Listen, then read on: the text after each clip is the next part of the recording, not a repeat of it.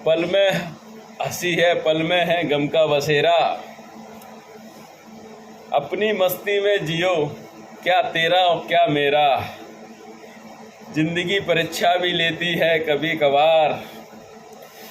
सब्र रख मेरे दोस्त, बदलेगा ये मंजर भी एक बार। कहने का मतलब है ज़िंदगी जियो अच्छी तरीके से, और हमारी ज़िंदगी में समस्याएं भी आती हैं और खुशी भी आती है। समस्याएं जब आती हैं, जब हम किसी चीज़ को किस तरीके से लेते हैं, ये सबसे बड़ी डिफ़िकल्ट है। अक्सर लोग देखते हैं, मैं देखता हूँ उसके लोगों को, कि लोग समस्या जब आती है तो टूट जाते हैं, वो इधर उधर भागते हैं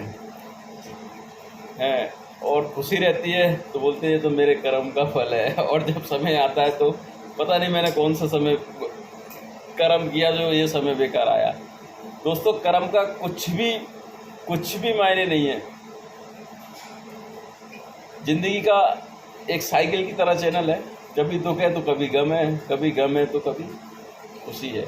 तो हमेशा हमको ना पॉजिटिव जो है ना, वो हर हाल में खुश रहते हैं। किसी भी समस्या में खुश रहते हैं वो लोग। समस्या को भी वो हंसते हंसते निकाल देते हैं, और जो निगेटिव है ना, उनके पास खुशी रहती है ना, उसको भी वो समस्या समझते हैं कि यार कहाँ से आ गई ये बला। तो खुश रहने का उद्देश्य सिर्फ हमारे अंदर है। कई लोग सोचते हैं यार कि मेरे पास ये चीज़ आ जाएगी, मैं कार ले लूँगा तो मेरे सारी टेंशन फ्री हो जाएंगी। और मैं कहता हूँ कि यार, पहले मैं भी सोचता था ऐसा ही। पहले मैं सोचता था कि यार पैसे से सारी खुशी मिल जाती है दुनिया की, लेकिन ऐसा नहीं है। पैसा एक साधन है, मानता हूँ, जीवन चलाने के लिए, लेकिन खुशी का वो नहीं है पैसा। मैंने ये अपने एक्सीडेंट के बाद समझा, क्योंकि पहले मैं भी भाग रहा था पैसे के पीछे, हाय ये वो, लेकिन जब एक्सीडेंट हुआ ना, तब समझ में आया यार मैं क्यों भाग रहा हूँ इस दुनिया में। पता ही नहीं था, लेकिन आज मेरा उद्देश्य समझ में आया। मुझे समझ में आया मैं इस दुनिया में आया हूँ तो कुछ करने के लिए आया हूँ, कुछ ऐसा मैसेज दे के लोगों को जाऊँ। जैसे बाज होता है, मैं आप लोगों के सामने बाज का उदाहरण देता हूँ।